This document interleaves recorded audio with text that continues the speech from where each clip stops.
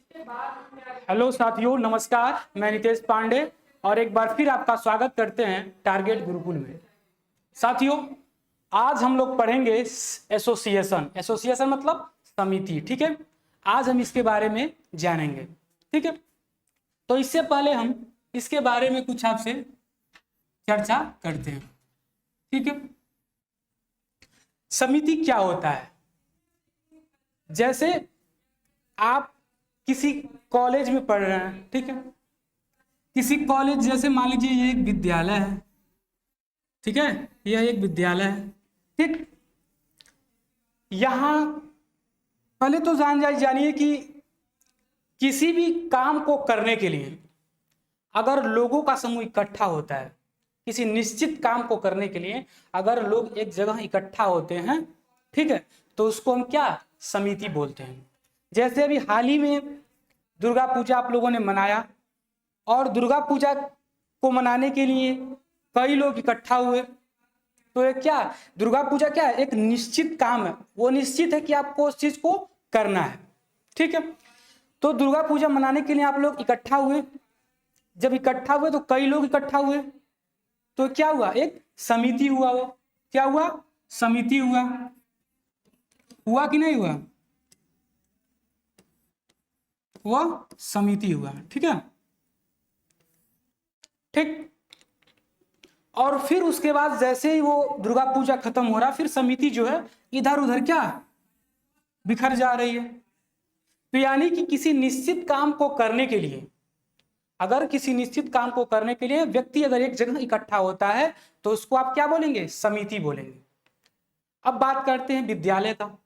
जैसे मैंने आपको बताया कि विद्यालय क्या है, विद्यालय एक समिति है। क्या है,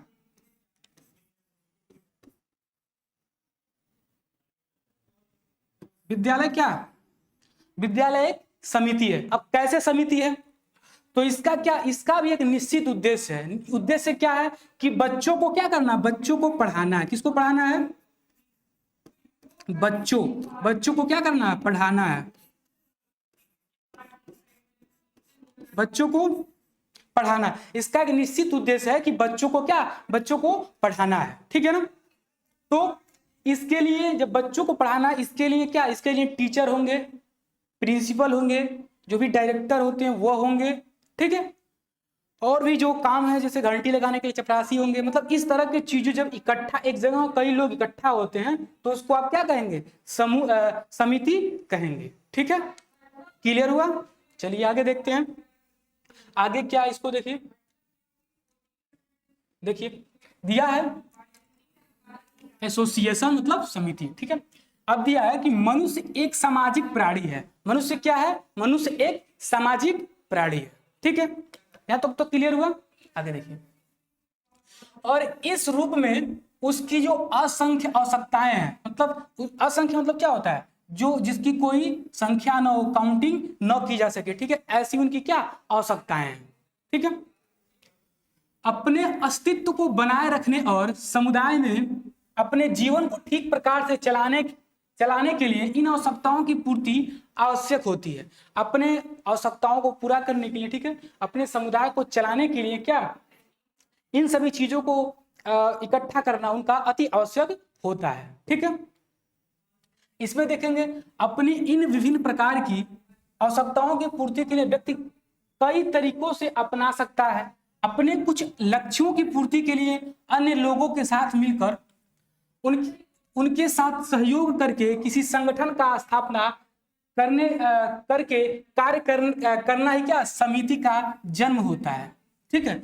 बताया आपने आपको हम कि एक विद्यालय क्या, विद्यालय एक समिति है, विद्यालय एक एसोसिएशन है, ठीक है। क्यों हम, अभी आपने पढ़ा कि व्यक्ति अपने लक्ष्यों को पूरा करने के लिए, व्यक्ति जो है अपने लक्ष्य को पूरा करने के लिए कुछ लोगों को इकट्ठा करता है और समिति का निर्माण करता है, ठीक है। और उसके बाद वो अपने लक्ष्य को पूरा करता है, ठीक है, तो वह समिति कहलाता है। जैसे आप कॉलेज को देखें, कॉलेज में क्या है, कॉलेज में एक लक्ष्य है, एक उद्देश्य है कि बच्चों को क्या करना है, बच्चों को शिक्षा देना, बच्चों को पढ़ाना है। बात समझ में आ रही है। तो इसके लिए क्या, इसके लिए कई अध्यापक जुड़ेंगे, एक प्रिंसिपल होगा, एक प्रबंधक होगा, तब तो कॉलेज विद्यालय चलेगा। और उसके उसके बाद एक इंपॉर्टेंट चीज होती है कि जो छात्र पढ़ने वाले होते हैं उनकी भी जरूरत पड़ती है। तो जब व्यक्ति जुड़ेंगे तो क्या वो समूह होगा, और समूह ही क्या करता है, समिति का निर्माण करता है। बात समझ में आई? चलिए, तो यहां जब स्थापना और कार्य करके समिति का क्या करता है, जन्म होता है। ठीक है, उसके बाद इस प्रकार स्पष्ट है कि जब कुछ लोग मिलकर अपनी आवश्यकताओं या उद्देश्यों की पूर्ति के लिए सहयोग करते हैं, ठीक है, तब संगठन बनाकर प्रयत्न करते हैं, तो ऐसे संगठन को हम समिति कहते हैं।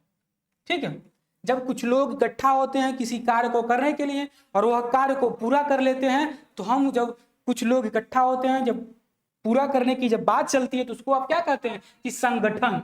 जब आप संगठित होंगे, संगठन को इकट्ठा करेंगे, तभी तो आप समिति का निर्माण करेंगे, तभी तो आप एक ग्रुप बनाएंगे।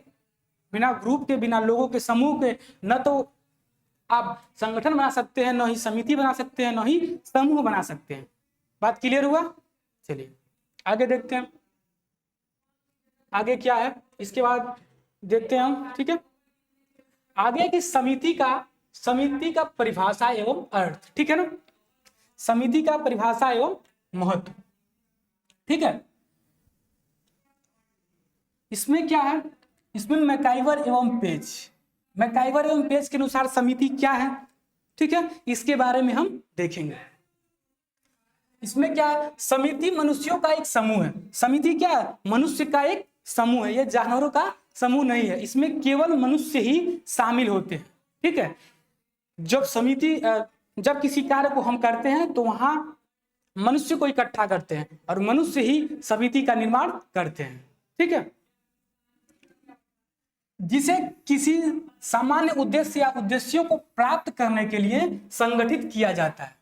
ठीक है, मैकाइवर एवं पेज कहते हैं कि जो समिति है मनुष्यों का एक समूह है और किसी सामान्य उद्देश्य या निश्चित उद्देश्य के लिए, ठीक है, निश्चित उद्देश्य को प्राप्त करने के लिए इसको संगठित किया जाता है, यानी कि लोगों को इकट्ठा किया जाता है। कोई एक निश्चित उद्देश्य होगा या विशेष कोई एक उद्देश्य होगा कि हमको इस कार्य को करना है। जैसे आपने अभी हाल ही में मूर्ति पूजा किया, दुर्गा पूजा आया, तो उसमें आपका क्या था कि दुर्गा पूजा आपको निश्चित है कि आपको दुर्गा पूजा मनाना है, तो लोगों को आप क्या करेंगे, लोगों को इकट्ठा करते हैं।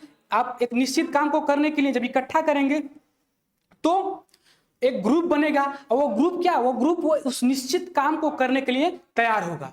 ठीक है, वैसे विद्यालय भी, जब विद्यालय में भी क्या एक निश्चित उद्देश्य होता है कि बच्चों को क्या शिक्षा देना है, क्या देना है, शिक्षा देना है। ठीक है, तो बच्चे वहां आएंगे, उसके बाद टीचर आएंगे, उसके बाद वहां के प्रिंसिपल आएंगे, यानी कि सभी लोग इकट्ठा होंगे, तो ये क्या होगा, वो एक समिति का निर्माण होगा।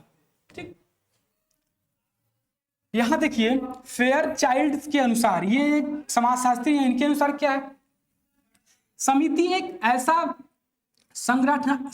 संगठनात्मक समूह है जिसका निर्माण समान उद्देश्यों की पूर्ति के लिए किया गया है। ठीक है, समिति एक ऐसा संगठनात्मक है जिसका जो निर्माण किया गया है किसी सामान्य उद्देश्य के लिए भी इसका निर्माण किया गया है। कोई सामान्य उद्देश्य है उसके लिए भी इसका प्रयोग किया गया है। बात क्लियर हुआ? चलिए,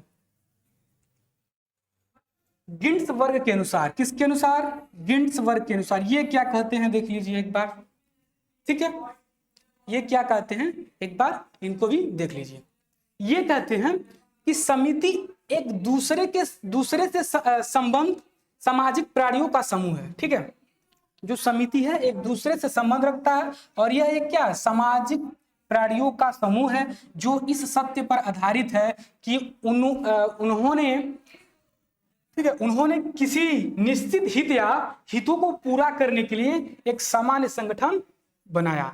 अपने हितों को पूरा करने के लिए वह एक संगठन बनाया। क्लियर हुआ? एक बार लिख लीजिए इसको, लिखना हो तो। ठीक है, आगे देखेंगे हम।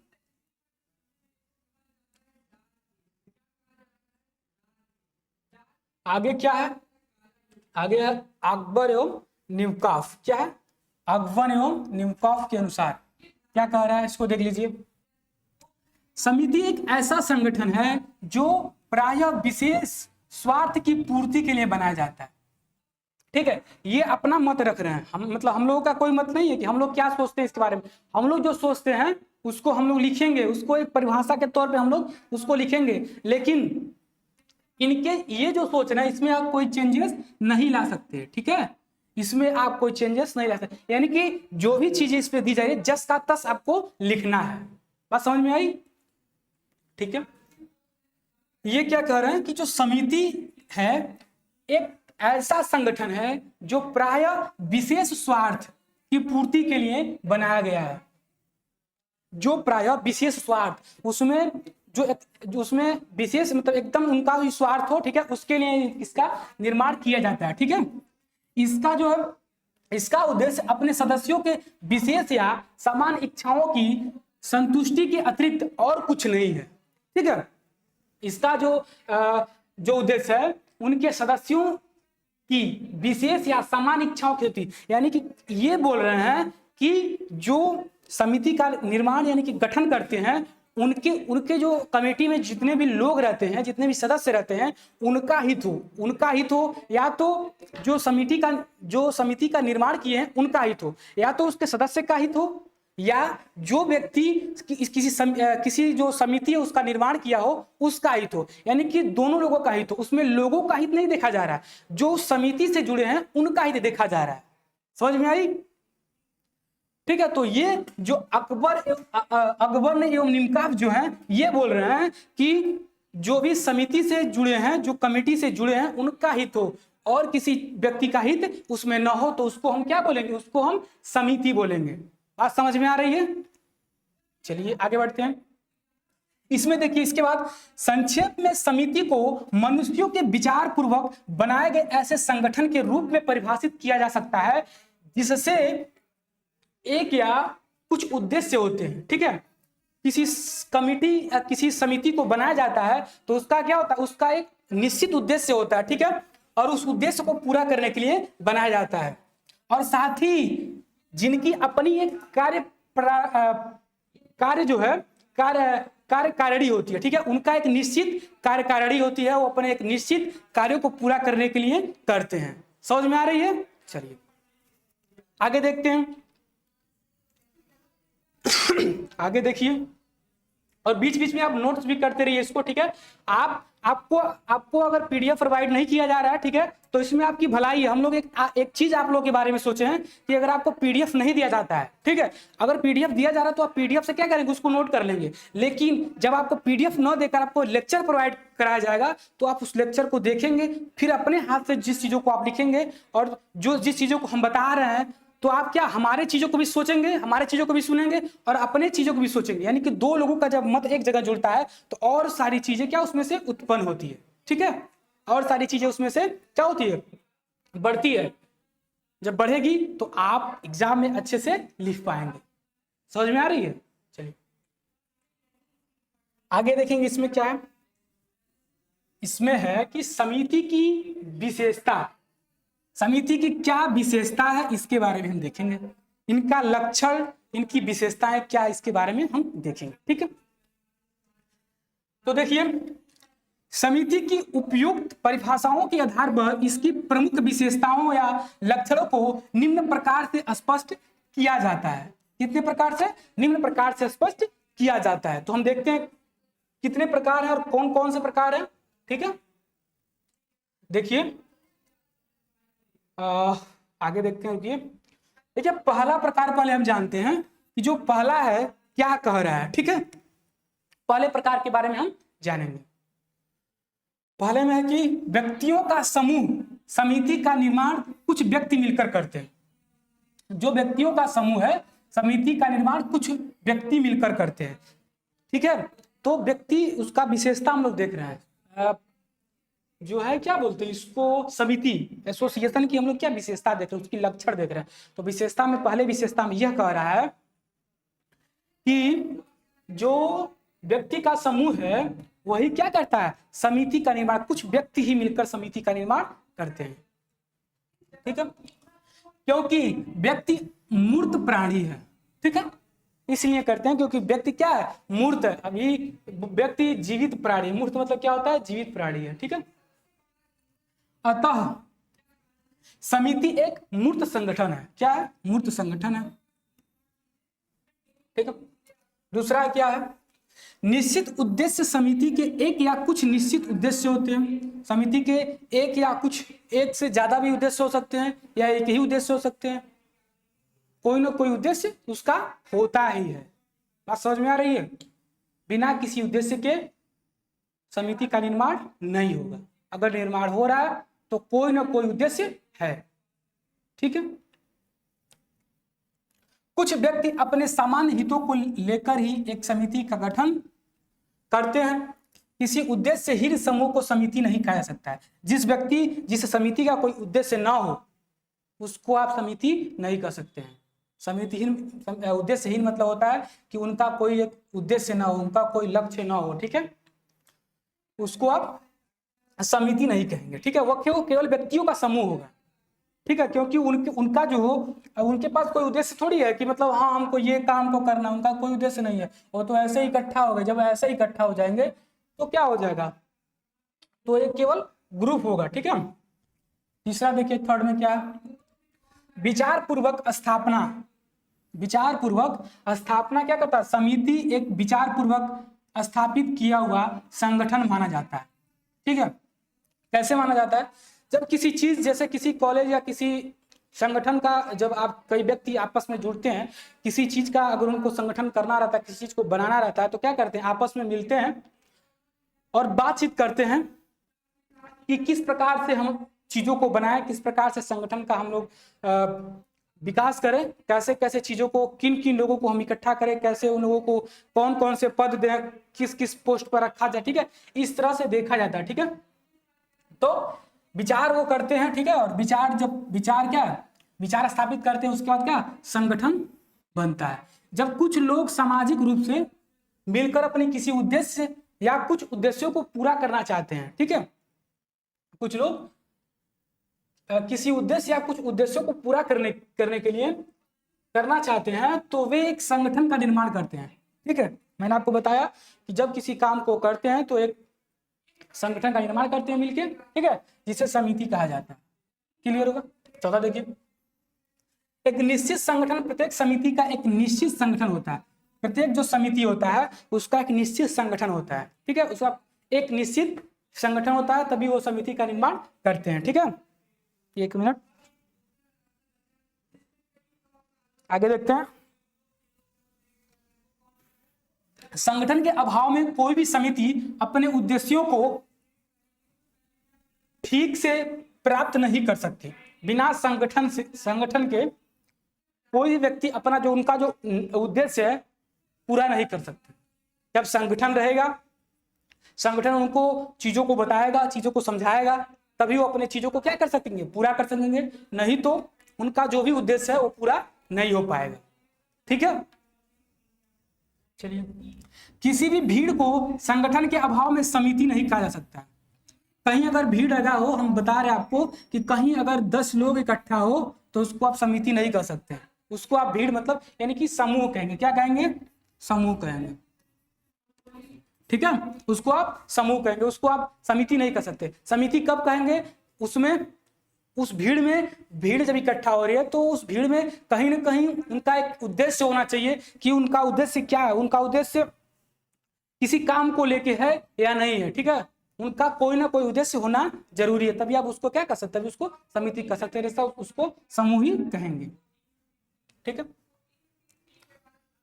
पांचवा, नियमों पर आधारित। ठीक है, किस पर आधारित? नियमों पर आधारित।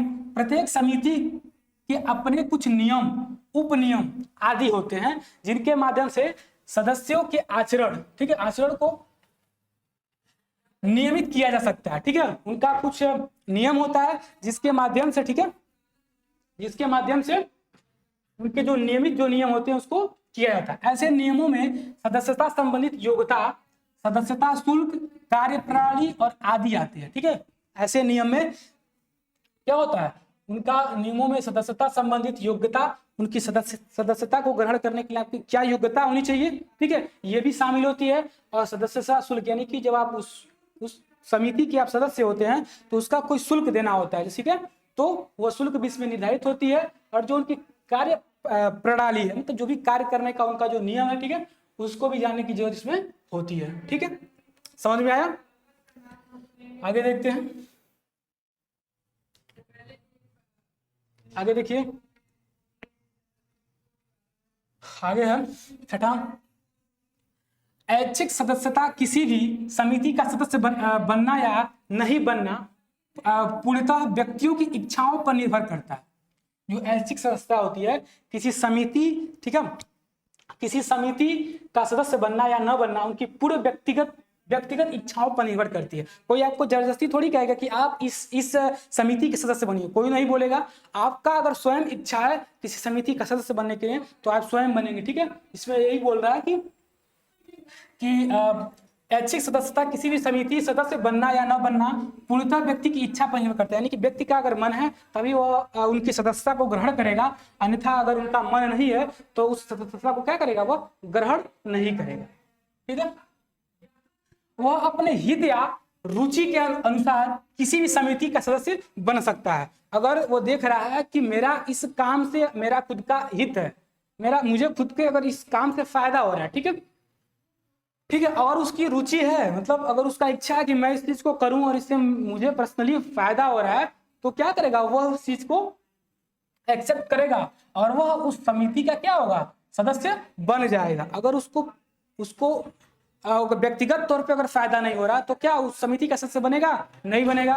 ठीक है, उसका रुचि नहीं, उसका मन नहीं है तो कोई उसको जबरदस्ती नहीं कर सकता। ठीक है, तो उस समिति, किसी भी समिति और समिति का सदस्य बनने के लिए आपके अंदर रुचि होनी चाहिए। ठीक है, और उस समिति रुचि होनी चाहिए, और वह आपके हितों के लिए अगर वो काम हो रहा है तब आप उस समिति के सदस्य बनते हैं। ठीक है, और अब चाहे तब सदस्यता से त्याग पत्र भी दे सकते हैं।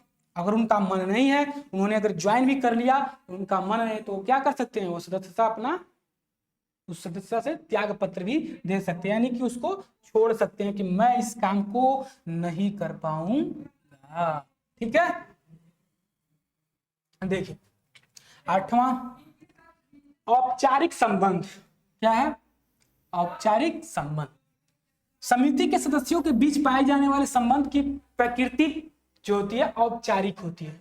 क्या होती है, औपचारिक होती है, अनौपचारिक नहीं होती है। सबका एक सिस्टम होता है ज्वाइन करने की। ठीक है, और यहां देखिए, व्यक्ति अपने विभिन्न उद्देश्य की पूर्ति के लिए भिन्न भिन्न समितियों के सदस्यों का ग्रहण कराता है। ठीक है, अपने उद्देश्य की पूर्ति के लिए भिन्न भिन्न प्रकार के जो भी सदस्य होते हैं उनको वो योग्यता ग्रहण कराता है। ठीक है, और इन समितियों के सभी सदस्य के साथ वह सम्मानिता घनिष्ठता के संबंध स्थापित करता है। ठीक है, जब वो किसी समिति के सदस्य बन जाते हैं तो उनके साथ क्या होता है, उनके साथ घनिष्ठता, और घनिष्ठता मतलब यानी कि उनके साथ अच्छे तरीके से व्यवहार किया जाता है। ठीक है, और वह उस समिति को अपना मानकर उस चीजों को पूरा करते हैं। ठीक है, समझ में आया?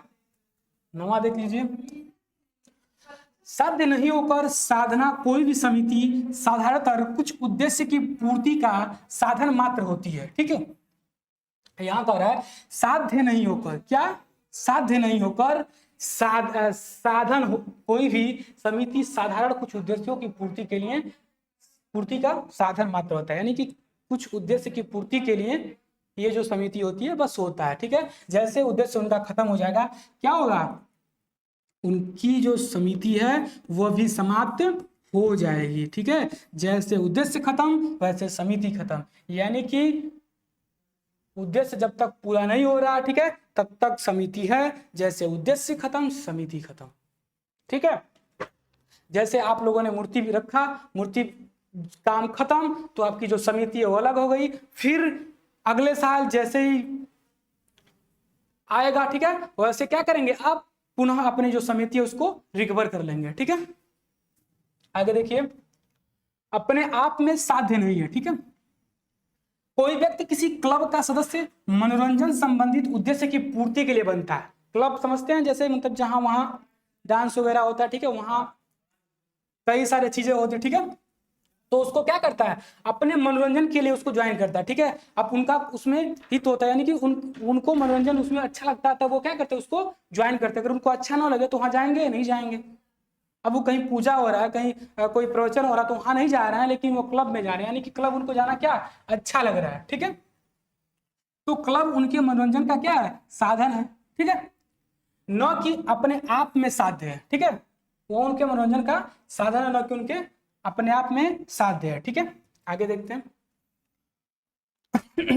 आगे देखिए, समिति जो है उसका कुछ उदाहरण देख लीजिए, ठीक है। इसके कुछ उदाहरण देख लीजिए, समिति के क्या उदाहरण होते हैं। तो समिति के विभिन्न प्रकार पाए जाते हैं, ठीक है। समिति के विभिन्न प्रकार पाए जाते हैं। कौन से प्रकार हैं देख लीजिए, जैसे आर्थिक प्रकार, ठीक है, आर्थिक प्रकार, राजनीतिक प्रकार, धार्मिक, शैक्षणिक, सांस्कृतिक एवं मनोरंजनात्मक, ठीक है, समितियां। समितियों के उदाहरण के रूप में व्यापारिक समिति, मजदूर संगठनों और व्यवसायिक समितियां, सहकारी समितियां, सुधार आंदोलन और संगठनों, राजनीतिक दलों, पंचायतों, विभिन्न समाज कल्याण समितियां और धार्मिक समाज, उसके बाद प्रार्थना समाज, रामायण मंडल, कॉलेज, वैज्ञानिक समाज और कलात्मक समाज, संगीत मंडल, व्यायामशाला, परिवार और महिला संगठन, साहित्य परिषद इत्यादि, ये सारे क्या, ये इस प्रकार के जो समितियां हमारे समाज में पाई जाती है, ठीक है। आर्थिक जो है समितियां क्या है, आर्थिक चीजों को सही करने के लिए उनका एक उद्देश्य होता है कि हमारे जो देश में, हमारे राज्य में आर्थिक जो तंगी, यानी कि आर्थिक जो भी प्रॉब्लम है उसको सॉल्व करने के लिए तमाम तरह के लोग, कुछ लोग इकट्ठा होते हैं, ठीक है, और सरकार से जो भी चीजें वो होता है उसको इशू करा के, ठीक है, और इस चीज पे ध्यान देते हैं, ठीक है। तो इसको आप आर्थिक कहेंगे। और राजनीतिक क्या है, तो जैसे इनका भी एक निश्चित उद्देश्य है। जैसे आप कोई पार्टी, जैसे आप देखते हैं कोई भी पार्टी, जैसे इस समय कई पार्टी जैसे बीजेपी, कांग्रेस या एसपी, मतलब कोई भी पार्टी अगर है तो उसमें आप देखेंगे कि कई, उसमें एक मुख्यमंत्री है, उसके बाद से अगर इसमें मुख्यमंत्री में देखेंगे तो मुख्यमंत्री है, फिर विधायक है, फिर पता नहीं कौन कौन से और भी सारे लोग इकट्ठा हो जाते हैं उसमें, ठीक है। तो उनका भी एक उद्देश्य है, ठीक है ना, उनका भी एक उद्देश्य है। और उस उद्देश्य में उनका जो है क्या, उनका उद्देश्य है, और उस उद्देश्य को पूरा करने के लिए वो क्या हुए हैं, इकट्ठा हुए हैं और उस समिति को बनाया है, ठीक है। राजनीति भी क्या एक समिति है, क्योंकि उनका एक विशेष उद्देश्य और उद्देश्य को पूरा करने के लिए लोग इकट्ठा हुए हैं, ठीक है, और अपने कामों को कर रहे हैं, ठीक है। यहां देखिए, फिर शैक्षणिक कार्य, यानी कि जो भी शैक्षणिक का जो भी आपकी शिक्षा देने की जो काम हो रही है वो भी क्या है, आपकी समिति है। धार्मिक काम भी समिति है, इसमें भी पुजारी है और भी तमाम तरह के लोग इकट्ठा होते हैं, ठीक है। तो इनका भी एक उद्देश्य होता है। जैसे आप देखते हैं कि आपके गांव में मंदिर वगैरह होता है तो वहां पूजा होती है, तो उसमें क्या होता है, उसमें आप जाते हैं और वहां जो भी जो जिस मंदिर के जो पुजारी होते हैं वो लोग क्या मिलके भजन कीर्तन करते हैं, तो उनका क्या होता है, एक निश्चित उद्देश्य होता है। उद्देश्य क्या है कि भगवान की भक्ति करना, उनका एक उद्देश्य है भगवान की भक्ति करना। तो उस उद्देश्य को पूरा कर रहे हैं। जैसे ही भजन खत्म हुआ, जैसे वो कीर्तन खत्म हुआ, तो सभी लोग क्या अपने अपने घर को लौट जाते हैं, यानी कि उनकी जो समिति थी वो फिर हट गई। और जैसे ही व्यक्ति इकट्ठा हुआ और उनकी एक समिति बनी, समिति क्या बनी कि आज इस मंदिर पे, आज इस जगह पे, ठीक है, भजन कीर्तन किया जाएगा, ठीक है ना, बात समझ में आ रही है। चलिए, तो ये सारी चीजें इसमें शामिल है। फिर सांस्कृतिक कार्यक्रम, कोई भी नाच या नृत्य संगीत होता है तो उसमें भी कई लोग, कोई हारमोनियम, कोई तबला वगैरह वगैरह, मतलब कई सारी चीजों को वो लोग करते हैं, तो ये सांस्कृतिक हो गई। फिर मनोरंजन वाले में, आप मनोरंजन वाले में से आप लोग देखते हैं कोई उसमें कलाकार है, कोई नाचने वाला, कोई भी, ठीक है, तो वो सारी चीजें मनोरंजन में आ जाएगा, ठीक है। ये सारी चीजें क्या उदाहरण के तौर पर आपको दिखाया गया है, ठीक है। आगे देखेंगे हम लोग, आगे क्या है, आगे देखिए, इसमें है कभी कभी किसी संगठन के संबंध में यह भ्रम उत्पन्न हो जाता है कि उसे समिति माना जाए अथवा नहीं। कभी कभी आपको, आपके मन में एक भ्रम, एक डाउट आपके अंदर होता है कि क्या जो भी कभी कभी हो जाता है कि क्या इस संगठन को हम समिति माने या नहीं माने, है कि नहीं। चलिए, ऐसे संगठनों में परिवार, ठीक है, ऐसे संगठनों में परिवार एवं राज्य आते हैं, ठीक है। ऐसे जो संगठन है उसमें क्या आता है, परिवार या राज्य आता है, ठीक है। आपके अंदर डाउट होते हैं कि क्या हम इसको, जो परिवार है, क्या परिवार को हम समिति माने या न माने। कभी कभी आता है कि राज्य भी क्या है, राज्य भी परिवार, राज्य भी समिति है या नहीं है। बहुत सारे डाउट आपके अंदर है, तो उस डाउट को हम आज क्या करेंगे, क्लियर करेंगे। आइए देखते हैं आगे और क्या है इसके बारे में। तो यहाँ आपके सामने दिख गया, ठीक है, क्या दिया लिखा है, क्या परिवार एक समिति है। देखिए, अभी हमने आपको बताया कि आपके अंदर आ रहा होगा कि परिवार या राज्य या राष्ट्र एक समिति है। तो एक क्वेश्चन भी आपको दे दिया कि क्या परिवार एक समिति है। आइए जानते हैं। परिवार को कुछ लोग एक समुदाय मानते हैं। जो परिवार है उसको कुछ लोग क्या मानते हैं, एक समुदाय मानते हैं, ठीक है। जबकि वास्तव में यह एक समिति है। क्या है, यह एक समिति है। क्यों समिति है, क्योंकि इसका भी तो एक निश्चित उद्देश्य है कि नहीं है। इसका भी एक निश्चित उद्देश्य है। उद्देश्य क्या है जानिए। उद्देश्य यह है, उद्देश्य इसका यह है, अगर एक छोटा सा बालक है तो उसको क्या करना है, उसका लालन पालन करना है, ठीक है। उसका लालन पालन करना है, उसके पढ़ाई को देखनी है, ठीक है। पढ़ाई के साथ साथ उसको किस चीजों की जरूरत है उसको भी तो देखनी है। उसका एक निश्चित उद्देश्य है कि बालक बड़ा हो रहा है तो उसकी देखरेख करनी है। अगर उसको बीमारी है तो उसको दवा चाहिए, उसको पढ़ाई के लिए बुक्स या मतलब जो भी सारी चीजें लगती है उसको चाहिए, ठीक है। अगर परिवार में मेंबर बहुत सारे मेंबर है तो उनकी क्या नीड है, उनकी क्या जरूरतें उसको पूरा करना है। तो जरूरत को जो पूरा करना है वो भी तो एक उद्देश्य हुआ कि हाँ, इनकी सारे लोगों की क्या जरूरतें को पूरा करना। वो पूरा करते करते क्या करते हैं, वो अपनी जो जीवन लीला उसको समाप्त कर देते हैं, ठीक है। तो परिवार क्या, परिवार को आप समिति भी कह सकते हैं, ठीक है, और संस्था भी कह सकते हैं, ठीक है, क्योंकि उनके भी तो एक नियम, उनके भी तो एक कायदे हैं, ठीक है। तो इसलिए उसको आप संस्था भी कह सकते हैं, ठीक है ना।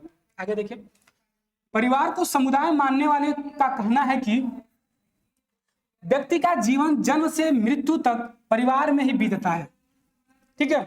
मैंने आपको पिछले लेक्चर में बताया कि जो समुदाय है, लोग एक ही जगह अपने उद्देश्य को पूरा करने के लिए रहते हैं और वहीं अपनी जीवन लीला को क्या करते हैं, समाप्त कर देते हैं। वह अपने उद्देश्य को पूरा करने के लिए, जैसे अगर उनको किसी चीज की जरूरत है तो अपने गांव को छोड़कर किसी शहर में जाते हैं और अपने जो उद्देश्य है उसको पूरा करके फिर अपने गांव में आ जाते हैं। बताए थे कि नहीं बताए थे आप लोग, याद होगा, एक बार याद कीजिए उस चीज को, ठीक है। लेकिन गांव जिस समुदाय में आप रहते हैं, जैसे गांव में रहते हैं, तो गांव ऐसा समुदाय है कि जहां आपकी सारी जरूरतें पूरा हो जाती हैं, ठीक है। और आप उसी जगह रह के, आपकी पीढ़ी दर पीढ़ी, पुस्त दर पुस्त उसी जगह रह के अपने कामों को सुचारू रूप से करके और आपके साथ जितने लोगों की जो भी नीड थी, जो भी जरूरत थी, उसको पूरा करते हुए क्या किए, अपने जीवन लीला को समाप्त कर दिए, ठीक है। तो इसके हिसाब से कुछ लोग क्या कहते हैं कि जो परिवार एक समुदाय है। लेकिन आगे देखिए कैसे है, उसके बाद क्या, व्यक्ति का जीवन जन्म से मृत्यु तक परिवार में ही बीतता है, ठीक है। परिवार में ही बच्चे जन्म लेते हैं, पालते हैं और अपना जीवन व्यतीत करते हैं, ठीक है। और अंत में यही उनकी मृत्यु हो जाती है। हमने बताया आपको कि वो अपने परिवार को चलाते चलाते अपने जीवन लीला को क्या करते हैं, समाप्त कर देते हैं, ठीक है। आगे देखिए, इस प्रकार व्यक्ति का सारा जीवन परिवार में ही बीत जाता है। जो व्यक्ति है अब अपने कामों को करते करते, अपने चीजों को करते करते क्या करता है, अपने जीवन लीला को समाप्त करता है और उनका परिवार में जीवन, जो पूरा जीवन उनका बीत जाता है। इसीलिए परिवार एक समुदाय है, ठीक है। कुछ लोग कहते हैं, आप नहीं कह रहे, हम नहीं कह रहे हैं, कुछ लोग कहते हैं, उसके बारे में हम इसको क्या आपको इस चीज को बताया कि वो अपने जो उनकी जो, जैसे मैंने बताया आपको कि उनका जो भी कहना था कि जो परिवार है इन सारी चीजों को करता है तो क्या समुदाय है, ठीक है। परंतु यह बात किसी आदिकालीन परिवार के लिए ही तो सही हो सकती है, आधुनिक परिवार के लिए नहीं। जो इस समय के जो भी परिवार आपके गांव समाज में देखने को मिल रहा है उसमें ये सारी चीजें नहीं पाई जाती हैं, ठीक है। क्योंकि पहले क्या था कि पहले जो भी परिवार आपके समाज आपके जगह देखने को मिलते थे वो एक जगह ही अपने सारे चीजों को करके उनकी पीढ़ी दर पीढ़ी, उनकी पुश्ते दर पुश्ते वहीं रह के और समाप्त हो जाती थी। लेकिन आजकल क्या है कि अगर उनके पिताजी अगर वहां किसी गांव में निवास करते हैं, ठीक है, तो अगर बालक बड़ा होता है, ठीक है, तो वह कहीं और मकान लेके रहना शुरू कर देता है। यानी कि अपनी उनके जो फैमिली है, उनकी जो परिवार है, वह किसी शहर या किसी अदर गांव में रहना शुरू कर देते हैं। और जैसे उनके माता पिता का देहांत होता है, यानी कि जो भी सारी चीजें ऐसी प्रक्रियाएं होती हैं, तो क्या वहां की जो जमीन है या वहां की जो भी चीजें उसको बेच के अपने कहीं और वो शिफ्ट हो जाते हैं, ठीक है। तो इस तरह की चीजें जो है हमारे आधुनिक समाज में देखने को मिल रही हैं, इसीलिए हम इसको क्या समुदाय नहीं कह सकते। जो पहले की जो चीजें हैं उसको आप समुदाय कह सकते हैं, लेकिन जो इस समय ऐसी जो घटनाएं घटित हो रही हैं कि बच्चे अपने गांव को, अपने समाज को छोड़ के किसी अलग समाज, किसी अलग शहर में जाके अपना जीवन व्यतीत करते हैं और अपने गांव को त्याग देते हैं, यानी कि छोड़ देते हैं, ठीक है, तो उसको समुदाय आप नहीं बोल सकते, ठीक है। आधुनिक युग में कुछ निश्चित उद्देश्य को लेकर परिवार की स्थापना की जाती है। जो हमारा आधुनिक इस समय का जो समाज चल रहा है उसका जो भी उद्देश्य होता है, ठीक है, तो कोई निश्चित उनका एक उद्देश्य होता है, तभी वो क्या करते हैं, परिवार की स्थापना करते हैं, ठीक है। परिवार अपने सदस्यों की कुछ महत्वपूर्ण आवश्यकताओं की पूर्ति और उनकी कुछ आवश्यकताओं की पूर्ति अवश्य करता है। जो परिवार के सदस्य होते हैं, अपने परिवार के जो भी उनका जो भी कुछ आवश्यकता होता है उसकी क्या वह पूर्ति करते हैं, ठीक है। बात क्लियर हो रही है, समझ में आ रही है? अगर नहीं समझ में आए तो आप कमेंट कीजिए, और भी अच्छे से आपको चीजों को समझाया जाएगा, लेकिन मैं अपनी तरफ से आपको अच्छे से समझा रहा हूं, ठीक है। देखिए, परंतु वर्तमान में व्यक्ति की सभी आवश्यकताओं की पूर्ति यहां नहीं होती है, ठीक है। जो व्यक्ति है वर्तमान समय में उनकी जो आवश्यकता होती है उनकी पूर्ति नहीं हो पा रही है, ठीक है। यहाँ मतलब उनकी जो समाज है वहां नहीं हो पा रही है, ठीक है। यही कारण है कि व्यक्ति परिवार के अलावा अनेक और अन्य समितियों का सदस्य बनता है, ठीक है ना। वो अपने परिवार को छोड़ के, ठीक है, परिवार के अलावा वह और भी समितियों के सदस्य बनता है और समिति के सदस्य बन के अपनी आवश्यकता जो उनकी होती है उसकी पूर्ति करता है, ठीक है। बात समझ में आ रही है? पहले क्या था कि पहले वो अपने परिवार में रह के और अपने एक क्षेत्र में रह के अपनी सारी आवश्यकताओं की पूर्ति करता था, और वह केवल अपने परिवार का ही क्या था, अपने परिवार का ही क्या सदस्य था, और वह एक समिति, एक तरह से बोले तो समिति था, ठीक है ना। लेकिन अब का जो है वो अपने परिवार को छोड़ के मतलब किसी और जो भी मतलब समूह है, ठीक है, जो भी समिति है उसके सदस्य बन जा रहा है और वहां से वो अपने आवश्यकताओं को पूरा कर रहा है, ठीक है, पूरा कर रहा है, ठीक है। यहाँ देखिए उसके बाद, यद्यपि यह सही है कि परिवार बच्चों के लिए समिति से कुछ अधिक ही है। जो परिवार है, ठीक है, बच्चों के लिए समिति से कुछ अधिक है, परंतु जैसे जैसे बच्चे बड़े हो जाते हैं, ठीक है ना, जैसे जैसे बच्चे बड़े हो जाते हैं वैसे वैसे नवीन परिवार की स्थापना और अनेक समिति के सदस्यता क्या करते हैं, ग्रहण कर लेते हैं। जैसे जैसे बच्चे बड़े होते हैं तो वैसे वैसे क्या करते हैं, वह अलग अलग समिति के सदस्य बन जाते हैं, ठीक है, और वहां की जो सदस्यता होती है उसको ग्रहण करते हैं। बात क्लियर हुआ? चलिए आगे देखते हैं, आगे क्या है इसमें दिया है। आपने देखा कि परिवार समिति है, ठीक है, लेकिन अब आप देखेंगे क्या राज्य है वह क्या समिति है। जैसे आप उत्तर प्रदेश में अगर रहते हैं तो देखेंगे क्या उत्तर प्रदेश एक समिति है। आइए देखते हैं, राज्य एक समिति है। क्या है? राज्य एक समिति है। कुछ विद्वानों का कहना है कि राज्य की स्थापना कुछ व्यक्तियों के द्वारा कुछ विशेष उद्देश्य की प्राप्ति के लिए सोच विचार कर की जाती है। ठीक है, विद्वानों का कहना है कि राज्य की स्थापना कुछ व्यक्तियों के द्वारा कुछ विशेष उद्देश्य को प्राप्त करने के लिए किया जाता है। कोई भी राज्य अगर बनाया गया है तो उसका एक उद्देश्य होगा कि मैं अगर राज्य बना रहा हूं तो इसका एक उद्देश्य है, और उस उद्देश्य को प्राप्त करने के लिए वह सोच विचार कर की जाती है और बनाई जाती है। बात क्लियर हुआ? अतः राज्य समिति है। क्या है? समिति है। इसका संबंध प्रमुख समुदाय के राजनीतिक जीवन के साथ पाया जाता है। किसके साथ? राजनीतिक जीवन के साथ पाया जाता है। लेकिन राज्य और अन्य समितियों में कुछ अंतर पाई जाती है। जो राज्य है और जो अन्य समितियां हैं उनमें क्या कुछ अंतर पाई जाती है, मतलब ज्यादा नहीं, थोड़ा बहुत अंतर देखने को आपको मिलते हैं। बात क्लियर हुआ? चलिए, राज्य की सदस्यता व्यक्तियों के लिए अनिवार्य है। जो राज्य की सदस्यता है वह व्यक्तियों के लिए क्या अनिवार्य है, और दूसरी और किसी भी समिति की सदस्यता ऐच्छिक होती है, और इसके अलावा समिति का जो है कोई निश्चित भूभाग नहीं होता है। ठीक है, समिति जो है उसका कोई एक निश्चित भूभाग यानी कि कोई उसका एक निश्चित भूभाग नहीं होता है। ठीक है, समुदाय का निश्चित भूभाग होता है लेकिन समिति का निश्चित भूभाग नहीं होता है। इसकी कोई सीमा नहीं होती है, आप जहां मर्जी तहां इसको आप कर सकते हैं, बैठा सकते हैं, बना सकते हैं। ठीक है, उसके लिए कोई जमीन की आवश्यकता आपको नहीं है कि आपको इतने जमीन या इतने चीजों में आपको इसको बनाना है। बात क्लियर हुआ? चलिए आगे बढ़ते हैं। जबकि राज्य का अपना एक भूभाग होता है, राज्य का क्या होता है? अपना एक भूभाग होता है। वह इतने हेक्टेयर या इतने वर्ग किलोमीटर में फैला हुआ है। ठीक है, तो इस तरह का होता है। ठीक है,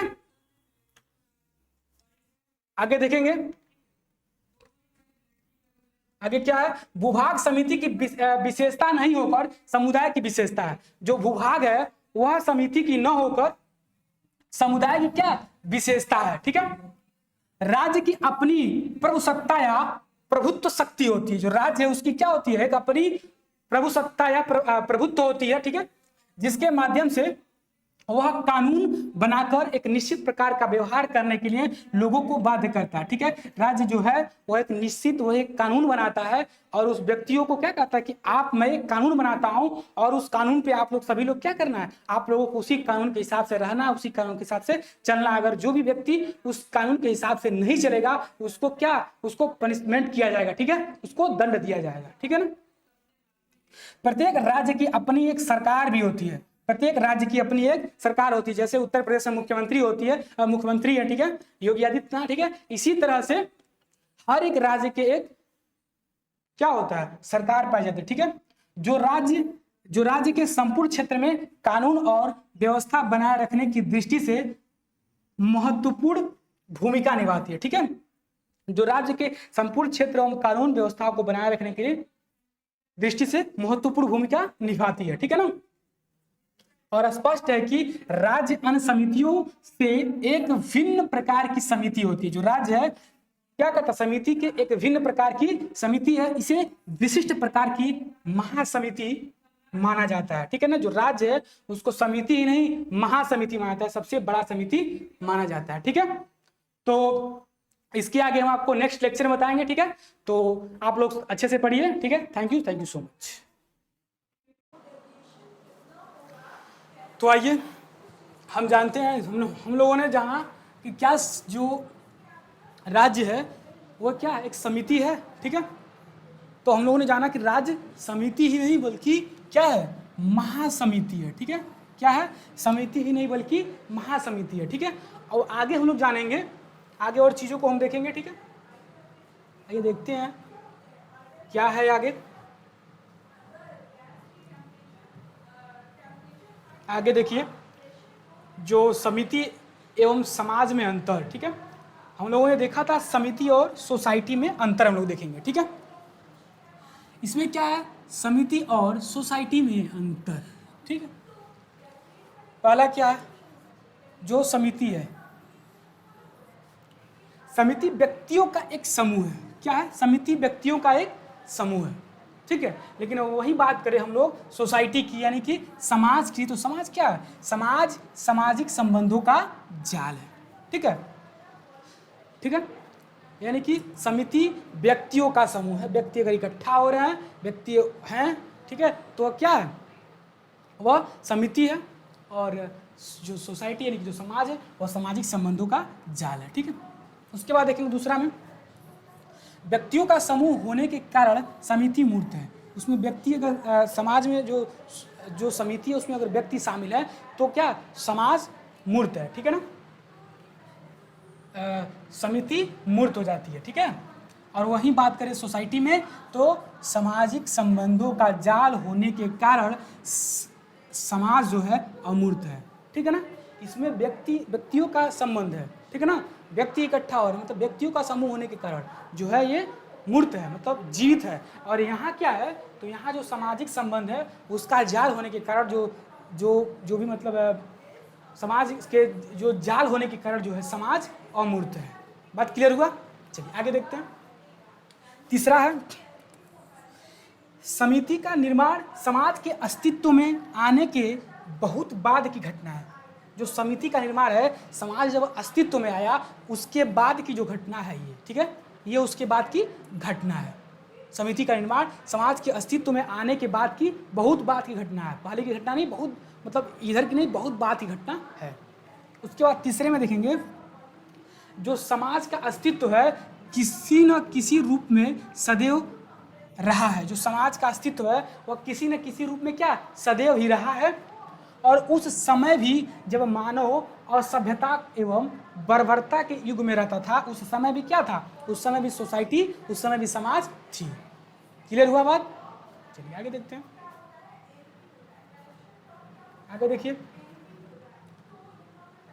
चौथा देख लीजिए। इसमें है, चौथे में क्या है? समिति की सदस्यता ऐच्छिक होती है। जो समिति की जो सदस्यता होती है वो ऐच्छिक होती है। व्यक्ति अपनी किसी आवश्यकताओं के कारण किसी समिति का सदस्य बनता है। व्यक्ति इसमें जो है, व्यक्ति किसी आवश्यकताओं के कारण क्या करता है? वह समिति के सदस्य बनता है। अगर उसकी आवश्यकता नहीं है तो समिति के सदस्य बनेगा? नहीं बनेगा। जब हमारी आवश्यकता है आपसे जुड़ने के लिए, हमें आवश्यकता है आपसे कुछ लेने के लिए, तभी तो हम आपसे जुड़ेंगे। अगर मेरी आवश्यकता नहीं है, मुझे अगर आपसे कुछ नहीं चाहिए तो मैं आपसे क्यों जुड़ूंगा? जाहिर सी बात है। तो अगर आपसे मैं जुड़ रहा हूँ तो मेरी कुछ आवश्यकताएं होंगी। यानी कि व्यक्ति अगर समिति से जुड़ रहा है, समिति का निर्माण कर रहा है, समिति का गठन कर रहा है, तो उसकी कोई आवश्यकता है, उसकी कोई नीड है, उसकी कोई हॉबी है, तभी वह चीज़ों को इकट्ठा कर रहा है, जुड़ रहा है। बात क्लियर हुआ? चलिए,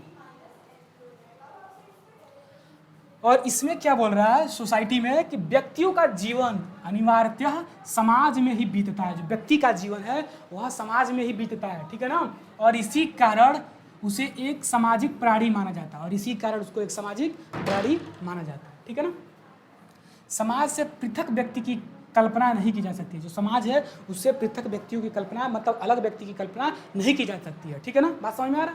चलिए आगे देखते हैं। पांचवें इसका क्या है?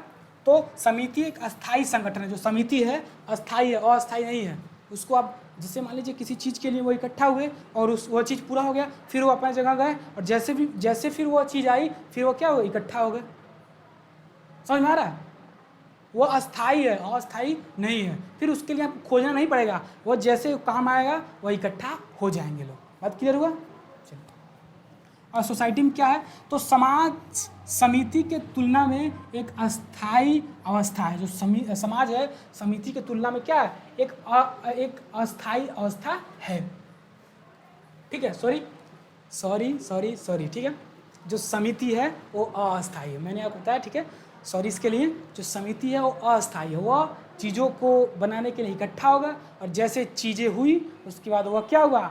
वह टूट के इधर उधर चले गए, यानी कि अस्थाई हो गया है। ठीक है, सॉरी। और ये जो चीज़ें हैं ये समिति की तुलना में अस्थाई है। ठीक है, समिति की तुलना में क्या है? ये अस्थाई है। ठीक है, क्लियर। छठा देखेंगे, समिति की स्थापना निश्चित उद्देश्यों को लेकर जानबूझकर, ठीक है, जानबूझकर की जाती है। जो समिति की स्थापना होती है, एक निश्चित उनका एक उद्देश्य होता है और इसको वह जानबूझ के करते हैं। ठीक है ना, किसी कॉलेज का अगर कॉलेज बन रहा है किसी कॉलेज में हम लोग एडमिशन ले रहे हैं, यानी कि किसी कॉलेज को बना रहे हैं, तो उसका एक निश्चित उद्देश्य होता है और उस उद्देश्य को पूरा करने के लिए वह चीज़ों को करते हैं। ठीक है, अगर उद्देश्य कोई नहीं है तो समझ जाइए कि वह समिति नहीं है। जब तक कोई उद्देश्य नहीं रहेगा तब तक वह समिति का निर्माण नहीं कर पाएंगे। क्लियर हुआ? चलिए, इसलिए सोसाइटी में हम लोग देखेंगे ये क्या होता है, इसमें क्या है, तो समाज का धीरे धीरे स्वतः ही विकास होता है। सोसाइटी में जो समाज है उसका विकास स्वतः ही धीरे धीरे होता है, लेकिन समिति में इसका धीरे धीरे नहीं होता है। समिति में लोग मिलते हैं और लोग मिलके इसका विकास करते हैं। बात समझ में हुआ? और यह ऑटोमेटिक भी इसका विकास हो जाता है। और जो समिति के अकॉर्डिंग अगर देखेंगे तो जो सोसाइटी है इसका जो है धीरे धीरे होता है। क्लियर हुआ? तो उम्मीद करते हैं कि आज हम लोगों ने जो समिति की जो कक्षाएं पढ़ी समझी, बहुत अच्छे से आप लोगों को समझ में आया होगा। ठीक है, तो बने रहिए और क्लास को देखिए। ठीक है, थैंक यू सो मच।